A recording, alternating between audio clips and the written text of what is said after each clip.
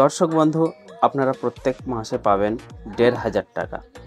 রাজ্য সরকারের একটি প্রকল্প অনেক দিন থেকে চালু আছে। আজকের ভিডিও ৩টে পার্ট হবে। প্রত্যেক মাসে আপনি কিভাবে ১,৫০০ টাকা পাবেন সেটা দেখাবো।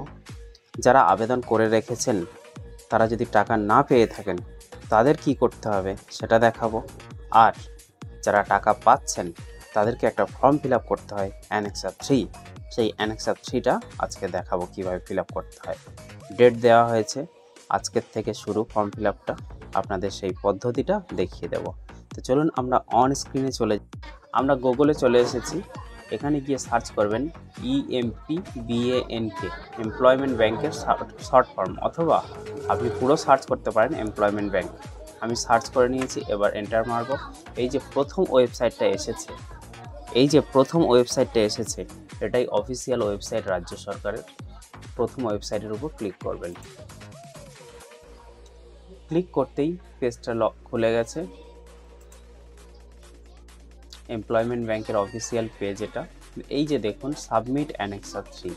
যারা টাকা পাচ্ছেন প্রত্যেক মাসে ১,৫০০ টাকা, আপনারা লাইক করবেন, কমেন্ট করবেন, তাদের জন্য আজকের এই ফর্মটা ফিল আপ করতে হবে অ্যানেক্সার 3। আমরা এখন অ্যানেক্সার 3টা সাবমিট করব। তার জন্য এই জায়গাতে ক্লিক করতে হবে। এখানে ক্লিক করলাম। ক্লিক করার পর এখানে দেখুন, প্রথমে দিতে হবে ইউজার আইডি, তার নিচে অথবা এনরোলমেন্ট নাম্বার। এখানে আপনার যে এনরোলমেন্ট নাম্বারটা হয় সেই নাম্বার বসিয়ে দেবেন। তার নিচে আছে পাসওয়ার্ডটা দিয়ে দিতে হবে। তার নিচে আছে ওটিপি। আপনার ফোনে একটা অটোমেটিক ওটিপি চলে আসবে পাসওয়ার্ডটা দেওয়ার পরে। তার নিচে আছে সিকিউরিটি কোডটা দেবেন। দেওয়ার পরে সাবমিট অপশানে ক্লিক করবেন। তো আমরা সাবমিট অপশানে ক্লিক করলাম। এরপরে এই যে পেজটা চলে এসেছে, এইখানেই আপনাদেরকে ফর্মটা ফিল আপ করতে হবে।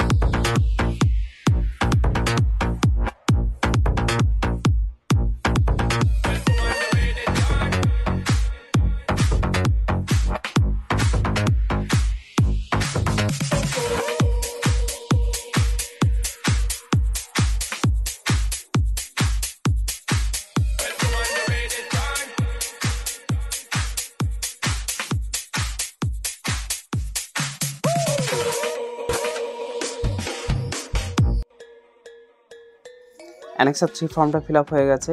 এবারে আলোচনার বিষয় ছিল নতুন যারা আবেদন করবেন আর যারা টাকা পাচ্ছে না তাদের বিষয়টা।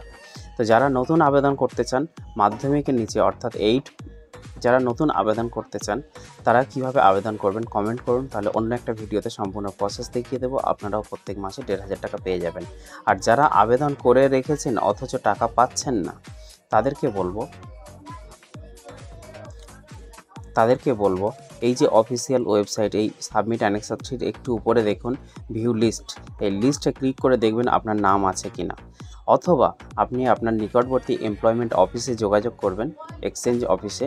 ওখানে গিয়ে আপনার নাম আছে কিনা, নাম এসেছে কিনা, বা কবে আসতে পারে একটা আনুমানিক ওরা টাইম বলে দেয়, ওখানে গিয়ে জেনে নেবেন। তো ভিডিওটা ভালো লাগলে লাইক করবেন, বন্ধুদেরকে অবশ্যই শেয়ার করবেন, আর চ্যানেলটাকে সাবস্ক্রাইব করবেন যাতে এই রকম গুরুত্বপূর্ণ আপডেট খুব তাড়াতাড়ি আপনি পেয়ে যান। Thank you.